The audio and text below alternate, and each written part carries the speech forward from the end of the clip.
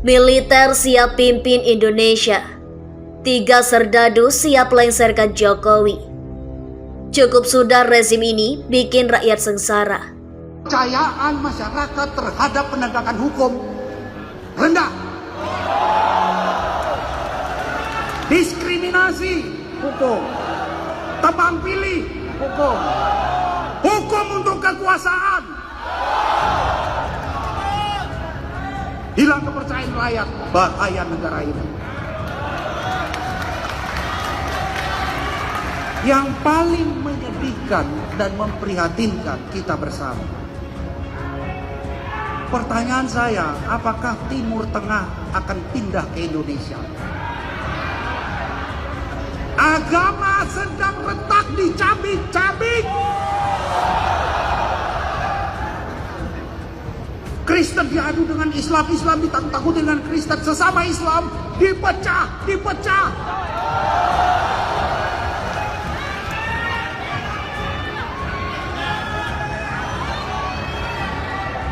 Sangat menyedihkan kondisi kita sekarang, mengkhawatirkan keretakan. Kalau menganga, seperti kata Bapak Prabowo, apakah Republik Indonesia ini masih ada tahun 2030? Saya mungkin mengatakan Pak Prabowo, kalau saya hitungnya tahun 2025. Cina sedang membangun kekuatan bersenjatanya. Berhadapan-hadapan di sana. Di mana tempatnya? Pilihannya di mana? Bukan di Syria, bukan di Irak, bukan di mana, bukan di Yemen hari ini. Tapi kayaknya geostrategi, geoekonomi, geopolitik, Indonesia akan tempat kancah. Oleh karena itu, jangan ragu, old soldiers. Kita masih ditunggu. Masih semangat kita masih ditunggu. Kita tidak menunggu diberlakukannya Undang-Undang Pertahanan Negara yang menyatakan purnawirawan adalah komponen cadangan pertahanan negara. Begitu keadaan darurat, kita semua pakai dinas, bawa senjata. Tapi kita tidak tunggu itu. Kita sekarang melakukan perubahan. Tidak mau keadaan darurat. Perubahan perlu pemimpin.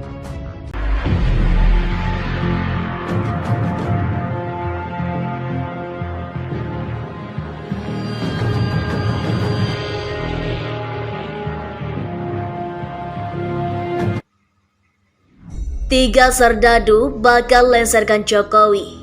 Ada menantu Soeharto. Indonesia siap dipimpin militer lagi. Dilansir tribunpapua.com.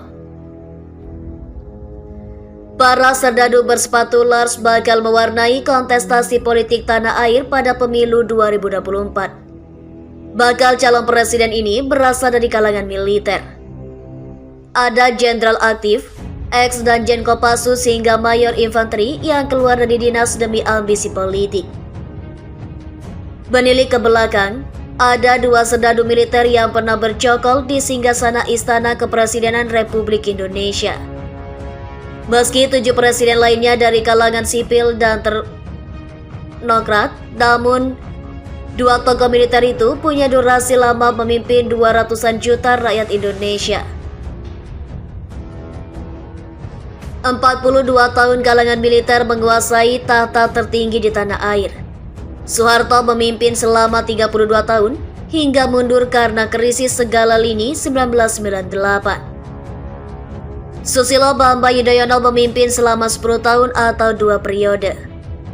Sipil atau pensiunan tentara memang berhak menjadi presiden, asal memenuhi syarat dan terpilih dalam pemilihan umum.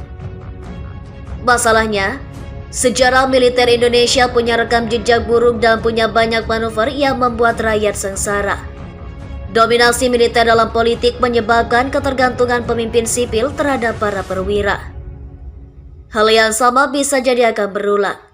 Sebab, ada 3 serdadu yang siap menggantikan Presiden Joko Widodo atau Jokowi lewat pemilu 2024. 3 tokoh serdadu tersebut adalah Menteri Pertahanan atau Menpan, sekaligus Ketua Umum Partai Gerindra Prabowo Subianto, Panglima TNI Jenderal Andika Perkasa, dan Ketua Umum Partai Demokrat Agus Harimurti Yudhoyono atau AHY.